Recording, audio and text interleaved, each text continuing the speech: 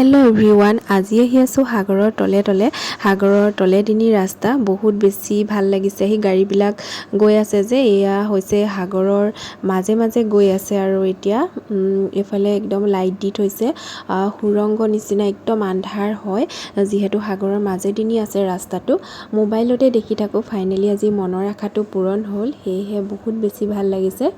আৰু এই ৰাস্তাটো মেৰিন ড্ৰাইভৰ পৰা ষ্টাৰ্ট হৈছে আৰু আমি এতিয়া গৈ আছোঁ হোটেল তাজ, আৰু তাৰ ফ্ৰণ্টতে আছে গেটৱে অফ ইণ্ডিয়া। চাবৰ কাৰণে আমি আহি আছোঁ, আমি গোটেইকেইজন আহিছোঁ আৰু আমাৰ লগত আহিছে ভিনদেউ, আজি ভিনদেউ আহিছে। মুম্বাই যে মায়ানগৰী বুলি কয়, আহিলৈ যে একদম অনুভৱ হৈ গৈছে আৰু মায়ানগৰী। আমি এতিয়া সাগৰৰ পাৰে পাৰে গৈ আছোঁ আৰু চাৰিওফালে মুম্বাইৰ কেৱল ওখ ওখ বিল্ডিংবিলাক, আৰু চাওকচোন ইমান ওখ ওখ বিল্ডিং। তাৰপিছত আমি আহি পালোহি তাজ হোটেল, আৰু তাজ হোটেলৰ ওচৰতে আমি নামিলোঁ আৰু হোটেলখন দেখাৰ পিছত সেই অভিশপ্ত দিনটোলৈহে পোনপ্ৰথমে মনত পৰি গৈছে। 2008 চনৰ 26 নৱেম্বৰৰ সেই দিনটোৰ কথা চাগে সকলোৰে মনত আছে, নহয়নে বাৰু? সেই দিনটোতে কিমান লোকৰ মৃত্যু হৈছিল আৰু সেই দিনকেইটা সঁচাকৈ বহুতেই বেছি ভয়াৱহ আছিল। গাৰ নোম সঁচাকৈ শিয়ৰি উঠে, ভাবিলে বুকু কঁপি উঠে। বহুত ভয়ানক আক্ৰমণ হৈছিল, সকলোৱে জানে আৰু সকলোৰে চাগে মনত পৰে। যিসকল লোক মানে তাজ হোটেল চাবলৈ আহে তেওঁলোকৰ চাগে সকলোৰে মনত পৰে সেই দিনটোৰ কথা, নহয়নে? মোৰ কিন্তু পোনপ্ৰথমে সেই দিনটোৰ কথাই মনলৈ আহি গৈছিল। আৰু তাৰপিছত আমি আহিলোঁ গেটৱে অফ ইণ্ডিয়ালৈ। তাৰ সন্মুখতে আছে, তাজ হোটেলৰ সন্মুখতে গেটৱে অফ ইণ্ডিয়া আছে। আপোনালোকে হোটেল তাজ চাবলৈ আহিলে আপোনালোকে গেটৱে অফ ইণ্ডিয়াও চাব পাৰিব, তাৰ সন্মুখতে আছে। আৰু বহুত মানুহ হৈছিল তাত, বহুত মানুহ, চাওকচোন কিমান মানুহ হৈছে। আৰু তাতে ৰ'দ আছিল সিদিনা, কিন্তু গৰম তেনেকুৱা নাছিল, ৰ'দ দিছিল বাৰু, কিন্তু ৰখিবৰ কাৰণে তেনেকৈ ছাঁ মানে গছৰ ছাঁ তেনেকৈ নাছিল। আমি অলপ তাতে ঘূৰিলোঁ আৰু তাৰ কাষতেতো সাগৰ আছে আৰু বহুত ধুনীয়া এটা পৰিৱেশ, তাৰ পৰিৱেশটো বহুত বেছি ধুনীয়া। আৰু আমি তাতে অকণমান চালোঁ আৰু চোৱাৰ পিছত আমাৰ বহুত বেছি অলপ ৰ'দত থকাৰ কাৰণে আমি ভাবিলোঁ নাৰিকলৰ পানী খাই। তাৰপিছতে আহিলোঁ, তাৰ পৰা অহাৰ পিছত আইচক্ৰীম দেখিলোঁ বাটতে, আৰু আইচক্ৰীম দেখি আইচক্ৰীম খাব মন গ'ল। তাৰপিছতে তাৰ কাষতে ফল মূলবিলাক চাওকচোন ইমান ধুনীয়াকৈ সজাই লৈ তেওঁলোকে বিকি আছে। বহুত বেলেগ বেলেগ ফল মূল মানে এনেদৰে কাটি সকলোৰে মানে অলপ অলপ এনেদৰে মিক্স কৰি তেওঁলোকে বিকি আছে।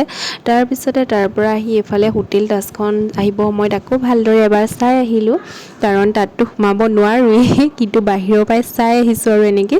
তাৰপিছতে তাৰ সন্মুখেৰে যে গৈ আছে এই নাওবিলাক দেখিছেনে? এই নাৱেৰে গৈ আছে এলিফেণ্টা কেভছলৈ। দেহাৰ দেউতাকৰ যাবলৈ খুব মন আছিল, কিন্তু বাৰিষা কালত আমাৰ ইয়াত যেনেদৰে বৰষুণ দিয়ে সেই সময়ত তাতো তেনেকেই বৰষুণেই হৈ থাকে, আৰু সেয়েহে সাগৰৰ পানী বহুত বেছি বাঢ়ি গৈছে আৰু যাবলৈ আমি অলপ ভয় খালোঁ। সেয়েহে দেহাৰ দেউতাকৰ যাবলৈ মন আছিল, কিন্তু আমিহে নাযাওঁ বুলি ক'লোঁ, কাৰণ ফূৰ্তিটো এটা সীমাবদ্ধতাৰ ভিতৰত ৰাখিব লাগে, কাৰণ বেছি যদি উটি বাঢ়ি যোৱা হয় তেতিয়া দিন কেতিয়াবা বেয়াও হ'ব পাৰে। সেয়েহে অলপ ভয় খালোঁ আমি তাৰপিছত নোযোৱাৰ সিদ্ধান্তই ল'লোঁ। আৰু আপোনালোক যদি আহে কেতিয়াবা আপোনালোকে যাব পাৰিব, 1.5 ঘণ্টা সময় লাগে নাৱেৰে মানে এলিফেণ্টা কেভছ পাবলৈ। যদি ভয় নাখায় আপোনালোকে যাব পাৰিব, তাতে টিকেট কৰি থাকে, টিকেটটো 50, 300 এনেকুৱা ভিতৰতে হয়, আৰু আপোনালোকে যাব পাৰিব ধুনীয়াকৈ। আৰু তাৰপিছতে আমি এয়া চালোঁহি মেৰিন ড্ৰাইভত আমি নামিলোঁ। মেৰিন ড্ৰাইভৰ সৌন্দৰ্য কি ক'ম আৰু, কিমান বেছি ধুনীয়া, আৰু আবেলি সময়ত চাগে বহুতেই বেছি ভাল লাগিব। আমিতো মানে দুপৰীয়া সময়ত গৈছোঁ আৰু সেই সময়তে একদম বতাহ মাৰি আছে, ঠাণ্ডা ঠাণ্ডা বতাহ, আৰু বহুত বেছি এটা ধুনীয়া পৰিৱেশ। আৰু মেৰিন ড্ৰাইভৰ পাথৰবিলাক যে কি ক'ম আৰু, মেৰিন ড্ৰাইভৰ পাথৰকেইটাতো কিমান এটা সৌন্দৰ্য, বহুতেই বেছি ধুনীয়া। তাতে আমি বহিলোঁ, অলপ সময় বহি তাৰ সৌন্দৰ্য উপভোগ কৰিলোঁ। সাগৰৰ ঢৌৱে কেনেদৰে পাথৰত মানে খুন্দা মাৰেহি, চাই থাকিব মন যায়। পাথৰখিনি চাওকচোন ইমান ধুনীয়া পাথৰখিনি, আৰু তাতে বহি লৈ আমি বহুত সময় তাৰ সৌন্দৰ্য উপভোগ কৰিলোঁ।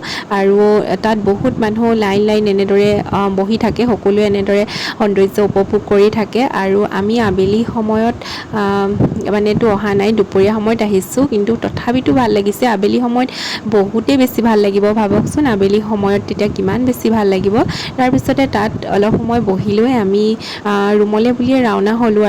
তাৰপিছত এয়া বেংক অফ আমেৰিকা দেখা পালোঁ, আৰু ভিডিঅ'টো ভালকৈ উঠাব নোৱাৰিলোঁ, গাড়ীৰ ভিতৰতে যিহেতু আহি আছোঁ, সেয়ে ভিডিঅ'টো ভালকৈ উঠাব নোৱাৰিলোঁ। আৰু এইফালে আহি থাকোঁতে তাৰপিছতে এয়া শ্বাহৰুখ খানৰ মন্নত পালোঁ। তাতে অকণমান সময় ৰখিলোঁ, বাহিৰৰ পৰা তাকে ভিডিঅ' উঠালোঁ। একোৱেই ধৰিব নোৱাৰি বাৰু, বাহিৰৰ পৰা মানে একোৱেই ধৰিব নোৱাৰি, কিন্তু মানুহে গেটৰ বাহিৰতে মন্নত নামকেইটাৰ ওচৰতে সকলোৱে ফটো উঠি আছে। আমি ৰখিলোঁ তাতে অকণমান সময় ৰখিলোঁ, বাহিৰৰ পৰাই চালোঁ আৰু তাৰপিছতে মন্নতৰ সন্মুখতে বহুত দোকান আছে আৰু ভাবিলোঁ তাতে কিবা এটা খাই লওঁ, আৰু ফুডছ এয়া বিকি আছিলে।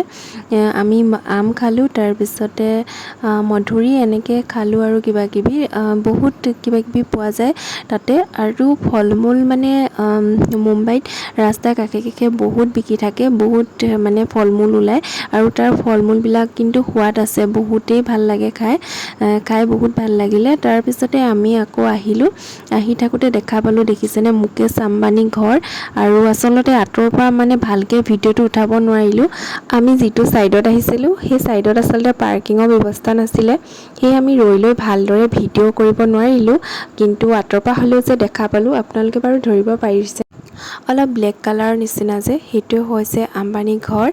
আৰু তাৰপিছতে আমি আহি পালোঁ ৰুম, আৰু ৰুমত আহি পোৱাৰ পিছত দেখিছোঁ আমাৰ কাৰণে আমাৰ ভাগিন দুলকুৰাণী, তাই বনাই আছে নুডলছ, আৰু আমি গা পা ধুই ধুনীয়াকৈ ফ্ৰেছ হৈ ল'লোঁ। তাৰপিছতে তাই আমাৰ কাৰণে বাঢ়ি দিছে নুডলছ, আৰু তাই বহুত টেষ্টিকৈ বনায়। তাই যিটো বস্তু বনায় খাবলৈ বহুত সোৱাদ হয়, তাই বহুত ধুনীয়া বনায়। আৰু আজিৰ ভিডিঅ'টো ইমানেই।